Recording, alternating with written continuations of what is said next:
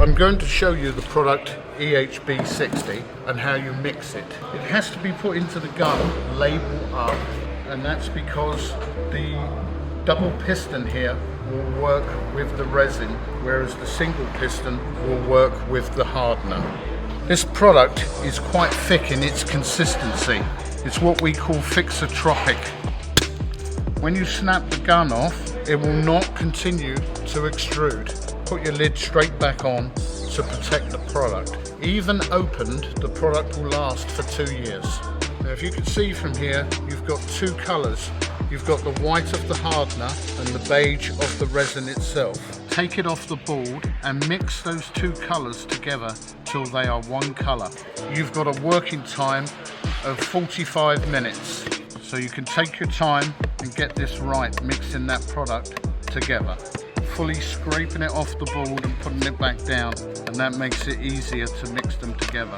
Take it off at the edge of the board there and see if you've got any white of the hardener visible. And that's it, the product is now mixed. But if you spread the product out on the board, it actually cures slower.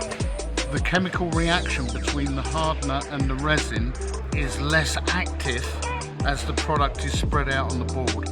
If you pick it all up and put the product together like that, that will cure quicker. So at this stage when you're using it, you would actually prefer it to be all over the board, not spread out nice and thinly, and that gives you more working time. We're going to repair this piece of wood that's missing here. So the trick is to get it into the corners.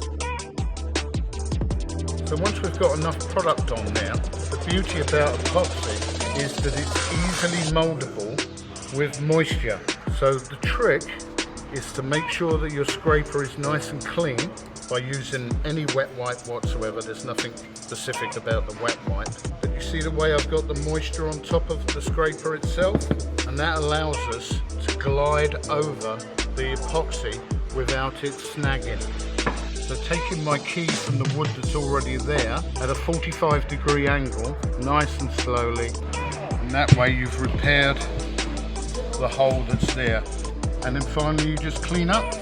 Now at this stage, if you're not happy with the sort of textured finish of the resin, once it's cured in 4 hours, you can then go over the top of that using the polyester-based 2-part finish, which is a fine surface finish and is very, very easy to sand, and that will give you a carbonic-like finish.